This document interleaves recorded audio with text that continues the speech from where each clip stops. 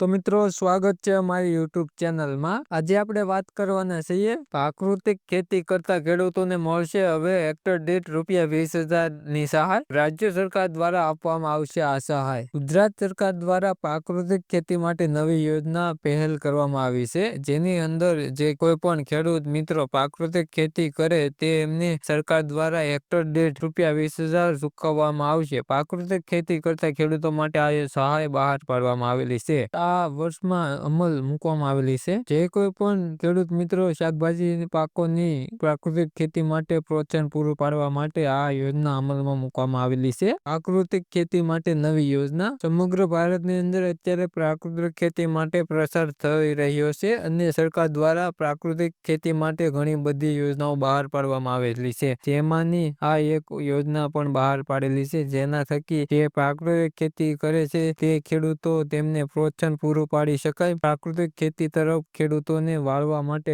સરકાર દ્વારા ઘણા બધા પ્રયાસો કરવામાં આવી રહ્યા છે। પ્રાકૃતિક ખેતી યોજનામાં મળવાપાત્ર લાભની વાત કરીએ આપણે, લાભાર્થી ખેડૂતને પ્રતિ હેક્ટર ₹20,000 સુધીની સહાય આપવામાં આવે છે। બિયારણ તથા પ્રાકૃતિક ખેતી માટે ખર્ચ અને તેની અંદર બીજો જરૂરી ખર્ચનો સમાવેશ કરવામાં આવ્યો છે। આ સહાયની અંદર મળતી રકમ એ ખેડૂતોને ડીબીટી દ્વારા સીધા ખાતામાં ની અંદર જમા કરવામાં આવે છે। આગામી વર્ષ કરતા છેલ્લા 5 વર્ષની અંદર પ્રાકૃતિક ખેતીનો 5,000 હેક્ટર જેટલો વધારો કરવામાં આવ્યો છે અથવા તો થયેલો છે। જરૂરી ડોક્યુમેન્ટની વાત કરીએ, આધાર કાર્ડ, બેંક પાસબુક, હાથ બાર અને 8 આની નકલ, આટલા ડોક્યુમેન્ટની જરૂર પડશે।